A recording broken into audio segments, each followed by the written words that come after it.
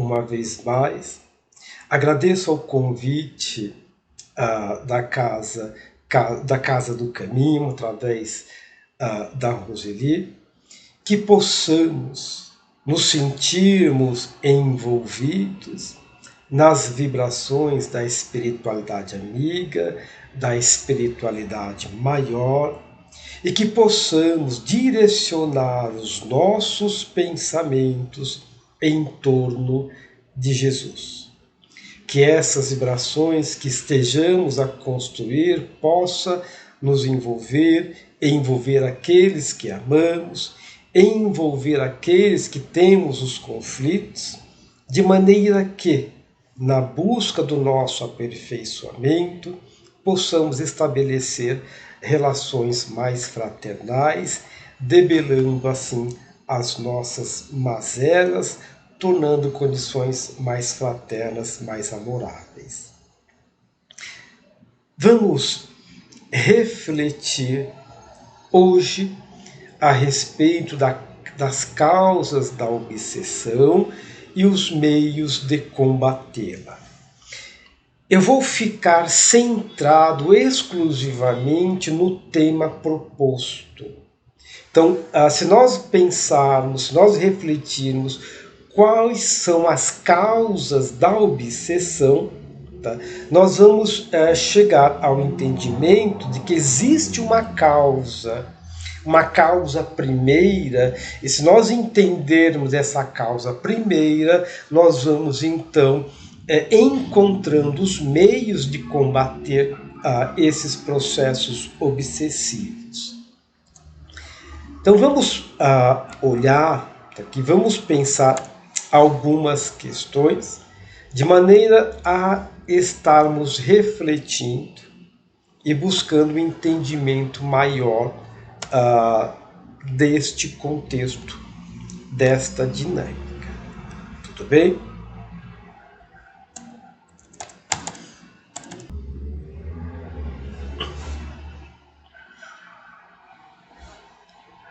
Então vamos olhar aqui que quando nós falamos das obsessões, nós temos que pensar o sentido das relações inautênticas, que são estas relações que vão constituir, relações que adoecem.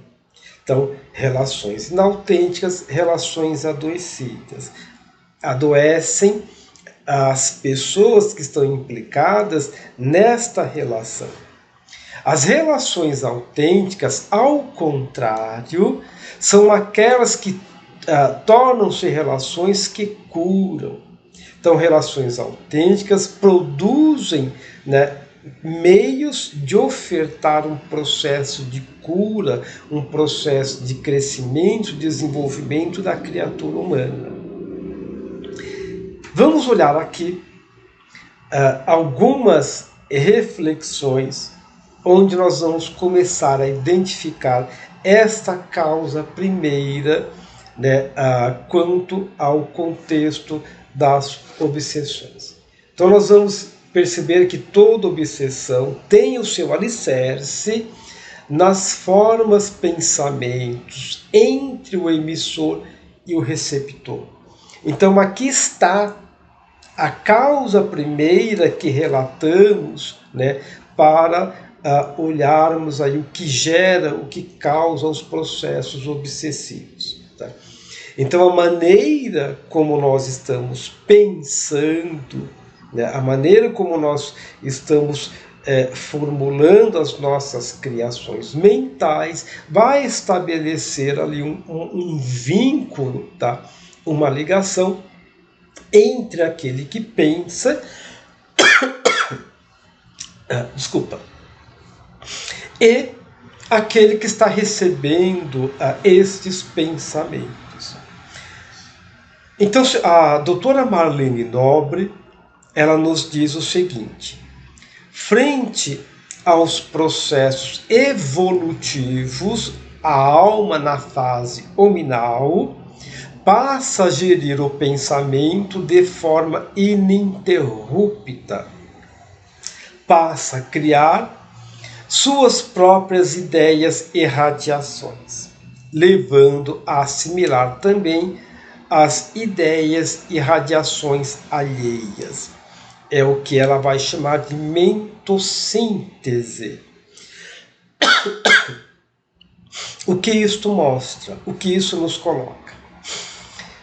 Quando nós saímos das fases primeiras do nosso desenvolvimento, quando nós abandonamos as fases primitivas e alcançamos na nossa jornada evolutiva esta fase que chamamos de fase hominal, desenvolvemos a capacidade de formar um pensamento linear.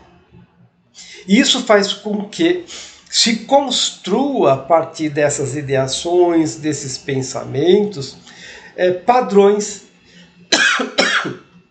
mentais que vão formar radiações, que são projetadas e assimiladas. Então nós assimilamos as formas, as radiações mentais, né, de outros, e outros assimilam as nossas radiações mentais, criando então vínculos afetivos que vão definir ali as formas com que estamos nos relacionando. E aí nós podemos ver, vão ser formas autênticas que processam relações que curam, ou vão ser formas inautênticas que vão produzir os processos de adoecimento, de dor, de sofrimento, levando a partir daí aos processos obsessivos. Nós temos que entender que obsessão não é apenas aquela visão simplista onde estamos a dizer que um espírito que está liberto do corpo físico está se vinculando ao pensamento, à mente de um encarnado, levando a estados obsessivos. Não. Nós, a partir dos vínculos que vamos gerando, que vamos assimilando, nós podemos estar a obsediar e estarmos sendo obsediados. Então, se dá frente a esses alicerces mentais dos pensamentos que vamos criando, que vamos gerindo e desenvolvimento em nosso ser. Olha aqui nesta imagem uma questão para nós estarmos refletindo frente ao que estamos aqui dizendo. Esta é uma pintura de uma pintora barroca, que é a Artemisia Gentileschi, perdoe aqui a pronúncia. Ela vai reproduzir a cena que é de Judite decapitando Holofernes. É uma pintura de 1621. Nesta pintura, diferentemente das outras pinturas, por exemplo, a de seu pai e de outros pintores do período barroco, a Judite, ela é protagonista, ela atua no ato da decapitação sem mostrar receio, sem mostrar um asco. Define-se como que um prazer estar no ato de estar decapitando Holofernes. Por quê? Nós temos que nos perguntar. Porque, na verdade, aqui nesta pintura, tá, a própria Artemisia, ela se usa para expressar a obra, né, para expressar aqui a cena. Na verdade, é ela mesma. Na verdade, aqui Judite é a própria Artemisia. E Holofernes não é propriamente Holofernes, aqui na pintura, na verdade, quem está na posição de Holofernes é o seu professor de pintura. Judite, a Artemísia, o seu pai contrata um professor para lhe dar aula de técnicas de pintura. Era uma mulher, uma jovem com grandes habilidades para as artes, e este professor passa a abusar dela no âmbito sexual, gerando grande sofrimento, tanto no âmbito psíquico, mental, como social também. Artemísia denuncia este professor, e na época não existia ainda configurados o direito do feminino como um ser social. Ela passa por inúmeros constrangimentos. Após a situação de denúncia, esse professor vai ser preso. Depois ele vai ser liberto. Tem algumas questões históricas que não é o contexto para estarmos trazendo aqui, mas o que é interessante perceber é que o que Artemísia faz, ela se apropria desta cena onde se mostra o ato de Judite estar decapitando Holofernes, para expressar, né, a experiência dela, o sofrimento dela e a dor dela.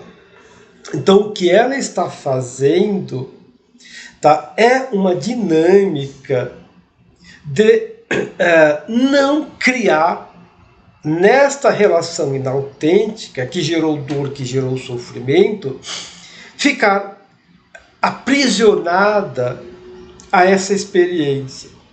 Então ela simboliza o ato de estar matando este professor, decapitando esse professor, dentro de uma dimensão simbólica. Não é uma morte física, é um processo de estar simbolizando. E quando ela simboliza, ela organiza também nela os estados emocionais. E aí nós vamos entendendo aí os meios, os caminhos para estarmos evitando os processos obsessivos. Então vamos pensar que a vida é uma grande tela.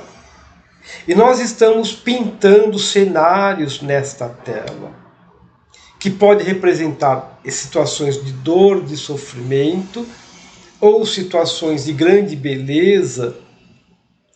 E aí nós temos que entender, tá, nessa pintura, nesta tela da vida, o nosso processo de simbolizar, que se dá pelas nossas criações mentais, qual é o cenário que nós estamos sustentando? Nos depararmos com uma experiência de dor, uma experiência de sofrimento, termos a capacidade de simbolizar, de organizar, e organizando, rompermos com a assimilação mente-mente, e aí nós nos desligamos daquele que nos fez mal, alcançamos um estado mais rígido, um estado de saúde, e então prosseguimos a nossa jornada de crescimento, de evolução. Se nós ficarmos arraigados ao ato delituoso do outro, não vamos aqui discutir a dimensão desses atos. O que nós estamos colocando se nós nos colocarmos junguidos, vinculados à condição do outro, nós estabelecemos os processos obsessivos, onde estamos a obsediar ou estamos sendo obsediados. Aqui uma questão fundamental para nós estarmos refletindo. Vamos olhar essa questão sobre uma outra perspectiva. Aqui nós vamos olhar um recorte da pintura de Rembrandt e pensar aqui a dimensão dessas relações autênticas e dentro dessas relações nós vamos ver processos de cura e não de adoecimento. Na pintura de Rembrandt, que fala, que vai retratar a passagem do filho pródigo, o que nós vamos ver nesta cena, neste recorte, é este pai, olha na imagem deste pai, ele se curva diante do filho que retorna e permite que esse filho, que se encontra num estado de andrajo, aqui o estado de andrajo não é apenas a condição física, material, não, é uma condição de andrajo também moral. E este filho que está nesse estado de andrajos físicos e morais, ele recosta a cabeça no seio paternal, tá? Sentindo o amor, o acolhimento deste pai, que coloca as suas mãos, tá? Olha aqui a imagem de maneira mais definida, de forma suave, de forma terna, dizendo: você está aqui comigo, meu filho, eu te recebo, eu te amo, tá? Seja bem-vindo. Aqui do lado, nós vamos ver um outro recorte, que representa esse estado andrajoso que esse filho se colocou. Então aqui nós vamos ver sandálias rasgadas, onde os pés estão expostos. Essa daqui já não cabendo mais nos pés sujos, denunciando ali a situação de tormenta, de sofrimento, que representa a maneira como esse filho caminhou na vida. Tá? A maneira como nós caminhamos na vida, pode definir aí os nossos estados de andrajos, de sofrimento, de dor, ou os nossos estados de saúde, de rigidez. E a maneira como aqueles que estão ao nosso lado, que se acercam de nós, tá? Este pai, ele não está na dimensão vibratória deste filho. Esse pai se coloca acima deste filho. Colocar-se acima do estado vibratório mental desse filho não é se colocar como superior. Tanto não é se colocar como superior que este pai se curva, tá? De maneira fraterna para receber o filho. Então é manter um estado mental onde abarca as dimensões de um amor mais dilatado. E as dimensões mentais de alguém que se coloca nesse amor mais dilatado, mais fraternal, mais caridoso, não é tomado, não é engolfada pelas vibrações perturbadoras daquele que se encontra no estado de andrajo moral. Pelo contrário, suplanta aquelas vibrações, dispersando esses miasmas deletérios, criando uma psicosfera mais salutar, permitindo e ajudando que se encontre em estado de sofrimento a sair das fixações mentais que se encontrava, sentir-se amparado e seguro para iniciar o seu processo de transformação. Então vamos olhar isso agora sobre uma outra perspectiva. Henri Bergson, que é um grande pensador francês, tem uma fala da qual eu acho ela muito importante. Henri Bergson diz o seguinte: eu já trouxe aqui esse pensamento do Henri Bergson. Ele fala o seguinte: o passado cresce à medida que o presente avança para o futuro. Então vamos pensar, tá, aqui embaixo, vamos imaginar que é o passado. Aqui nós estamos na situação presente. Se nós nos colocarmos nesse momento presente, ou seja, se nós nos presentificarmos, olhar para a nossa historicidade, que é a capacidade que eu tenho de fazer a minha própria história, e eu delinear possibilidades futuras, eu enxergar que esse futuro é consequência do que eu faço nesse presente, então eu me lanço na construção de uma historicidade transformadora e eu ressignifico o meu passado. Então esse passado cresce, ele se alarga, mas a partir de uma outra história, de uma outra dimensão, de uma outra perspectiva mais saudável. Então vamos tentar entender isso a partir desta imagem. Então aqui, vamos pensar que aqui onde esse rapaz está é o ponto de partida. Esse é o ponto zero, é o marco zero. Tá? E aí então, ele começa a criar a sua experiência, a sua história. Então ele vai caminhando e ele chega num dado momento. Esse dado momento é o momento presente. Então, tudo que existe entre este ponto de partida, esse marco zero, e esse momento presente, tudo que existe aqui é passado.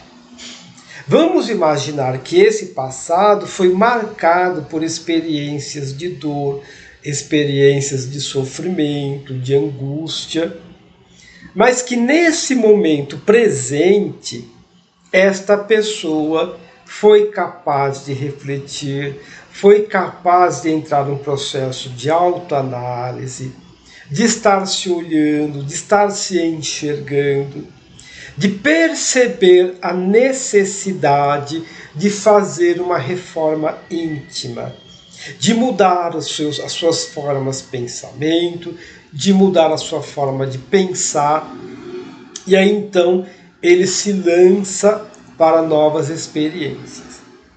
E aí então ele chega aqui, aquilo que era futuro, tá? Então vamos voltar naquela fala. Tá?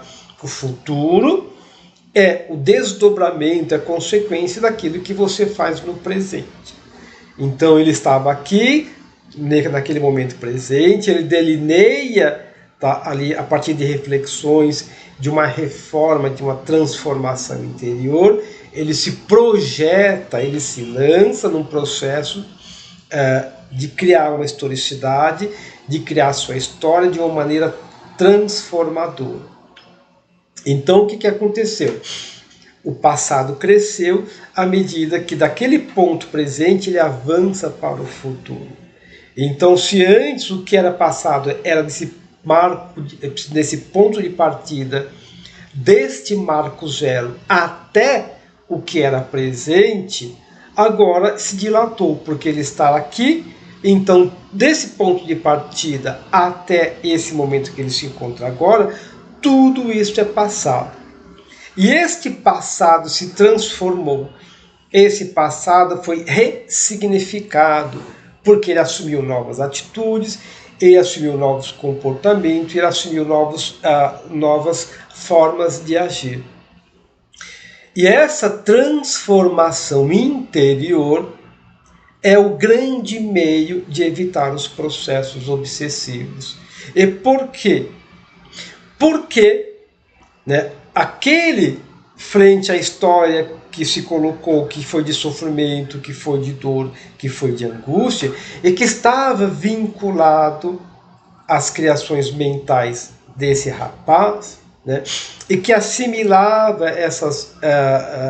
esses pensamentos, essas criações mentais, essas irradiações mentais, porque eles estavam ali na mesma sintonia, gerando as situações de sofrimento, de dor e dos processos obsessivos, quando este, assimilando uma nova postura, assimilando uma atitude que é a sua mudança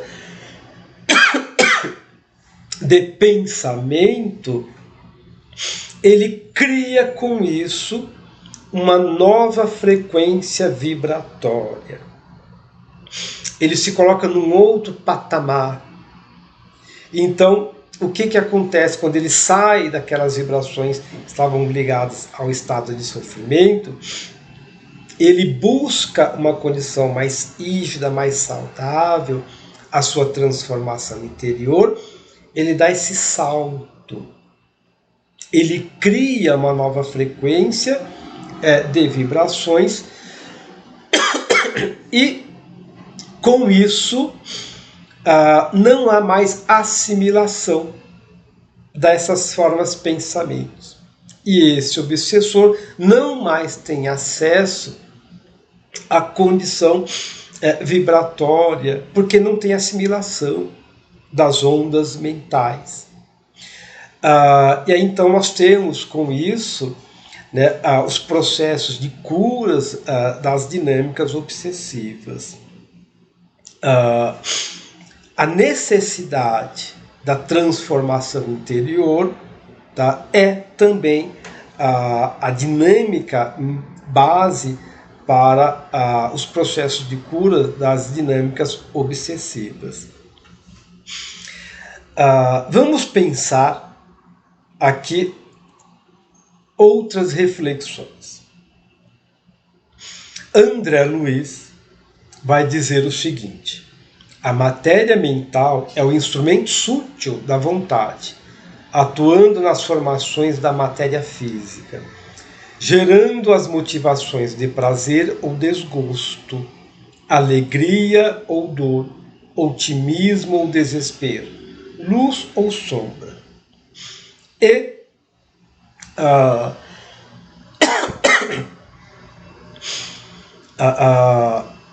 André Luiz ele continua dizendo assim: todos nós, os espíritos em evolução na Terra, temos a nossa cota, está errado, aqui não é quita, é cota, a nossa cota de obsessão, em maior ou menor grau. Todos estamos trabalhando pela própria libertação.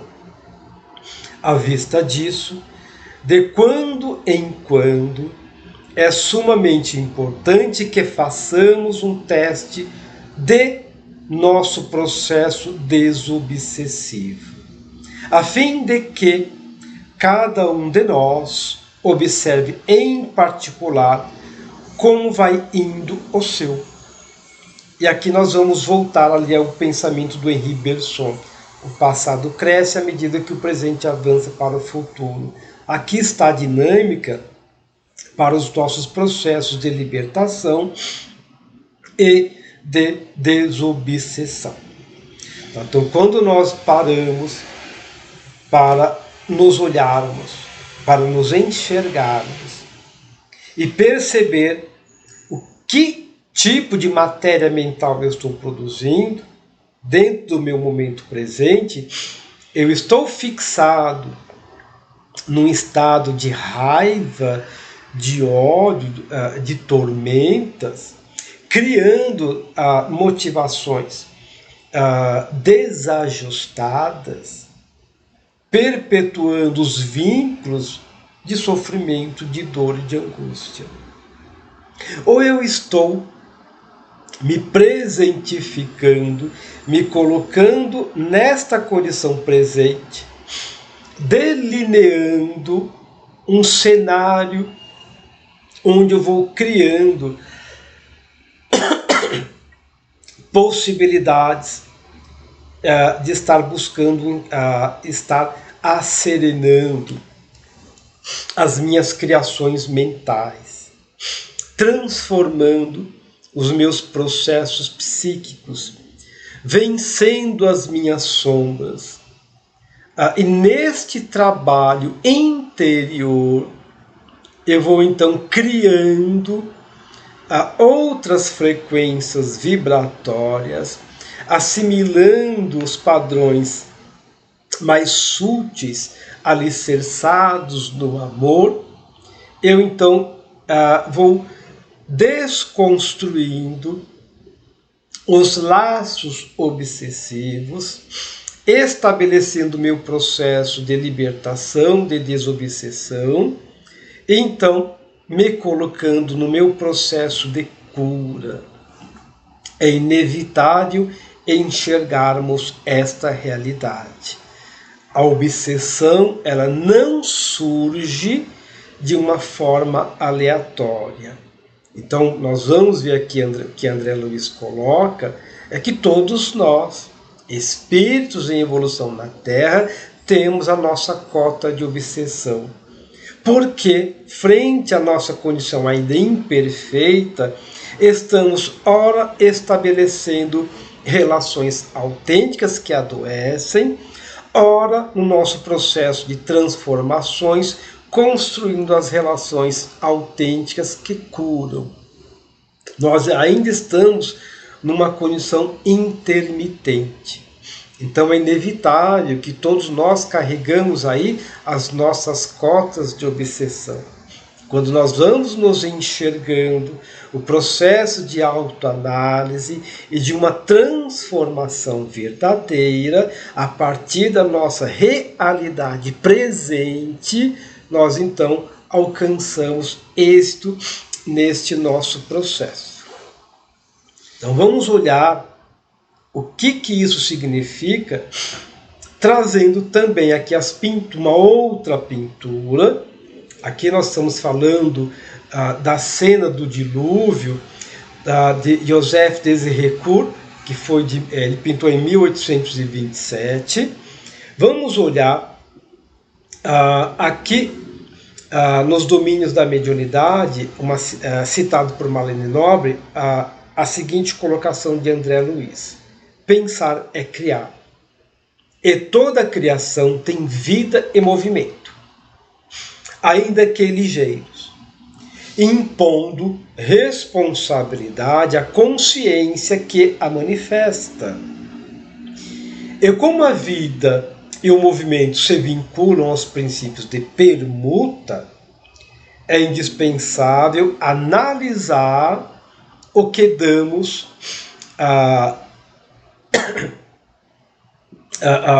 e ajuizar quanto aquilo que devemos receber. Houve um erro aqui de digitação, vamos ficar com o sentido, né, do texto. Então é indispensável analisar aquilo que damos e estarmos ajuizando, porque é uma consequência, aquilo que nós vamos receber. Então vamos enxergar isso. Na cena do dilúvio, do Joseph Désiré-Court, vai nos ajudar a entender aqui o que André Luiz está nos dando, está colocando, e o que Emmanuel nos coloca. Emmanuel diz o seguinte: a mente humana é um espelho de luz, emitindo raios e assimilando-os.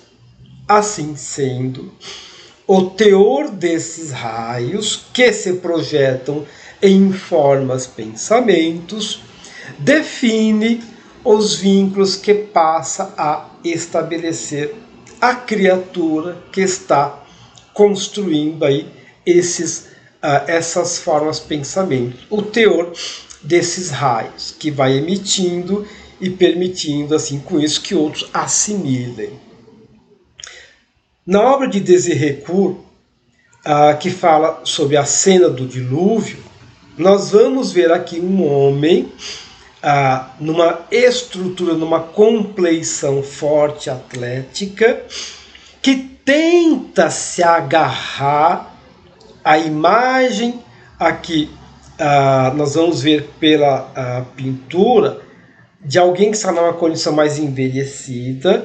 É como se estivesse tentando se agarrar à imagem paterna e não consegue dar-se conta de que ao lado tem-se uma jovem que estende-se, agarra-se a um galho e ergue o braço estendendo uma criança para que este jovem de compleição atlética possa pegar a criança. Aqui, de maneira mais detalhada, nós temos então apenas o braço da mulher que segura firmemente a criança, estendendo para que ele possa ver e agarrar, segurar essa criança. Na obra de Désiré Court, nós vamos vendo que o jovem ele está tão apegado às estruturas do passado, ele é sucumbido, ele vai sendo sucumbido por essa representação diluviana, né, que gera ali um processo de destruição e ao mesmo tempo de transformação. Tá? Mas para ter o processo de transformação é o que Henri Bergson nos coloca, que André Luiz nos coloca, a necessidade de estarmos nos presentificando e olharmos para a condição atual e nos abrirmos para a clareira de uma perspectiva futura que é de transformação. É interessante olhar na pintura de Désiré Court que esta jovem, na roupa dela, está aqui numa parte do seu corpo, a mama está exposta, e a mama representa, né, no corpo a capacidade de nutrir, de alimentar, de dar vida. E esse jovem não consegue enxergar, ela representa o presente. Então, a oportunidade de você se nutrir neste presente, se agarrar à vida presente, deixar de lado aquela vida que passou e abrir-se para, né, a criança que representa o futuro, uma outra oportunidade. O processo da reencarnação é isto. É o processo que nos dá a possibilidade de nós nos desligarmos, tá, das experiências de dilúvios, de dor, de sofrimento, de perturbações, de nos desligarmos deste passado, nos agarrarmos à oportunidade presente que nos nutre a vida, dando a abertura, a clareira para um futuro de transformação. E é isso que nós precisamos fazer, é isso que nós precisamos buscar. É este movimento que oferta as dinâmicas de estarmos nos desvencilhando dos processos obsessivos e evitar as obsessões. É a nossa dinâmica de transformação. É o entendimento do sentido da vida. A vida se constitui em movimentos. A vida se constitui da dinâmica em que eu penso, e neste pensar eu crio um cenário, eu construo. E esse cenário se manifesta, se corporifica, que pode ser um cenário de sofrimento e de dor, que vai desencadear os processos das relações inautênticas, que podem gerar dinâmicas obsessivas, ou pode ser uma forma de pensar de maneira autêntica, criando relações saudáveis que curam, abrindo, dilatando as clareiras para o entendimento maior deste amor que Jesus oferta à criatura humana, edificando uma condição mais ívida, mais salutar. É isso que nós temos que olhar, é isso que nós temos que enxergar. Será que nós estamos nos colocando na posição deste jovem que ganha na roupagem física, né, a condição de se transformar e ainda assim ficamos agarrados ao passado e negligenciamos a condição presente, perdemos a oportunidade de termos no futuro uma condição transformada, ou nós estamos entendendo que não precisamos ficar nos agarrando ao passado, que podemos criar outros pensamentos, criando com isso outras formas de vida e de viver, e com isso nos agarrando às clareiras de um futuro transformador. Esse é o nosso desafio, esse é o nosso comprometimento perante a vida, perante nós mesmos. Que possamos, refletindo essas realidades, nos ligarmos às lições do Cristo, que diz: eu sou o caminho, a verdade e a vida, e ninguém vai ao Pai senão por mim. Aquele que, diante das expressões de dor, de angústia, de sofrimento, trazendo pensamentos alicerçadas nas dimensões deste amor incondicional de nosso Pai Criador, coloca acima das experiências, vence o mundo e nos ensina o sentido da paz que nos oferta. Que possamos refletir sobre estas lições e entender, né, a dinâmica das obsessões como a consequência da maneira como estamos formando as nossas criações mentais, o nosso padrão vibratório, as nossas radiações frente àquilo que pensamos, que criamos. Que Jesus possa nos envolver, nos amparar hoje e sempre.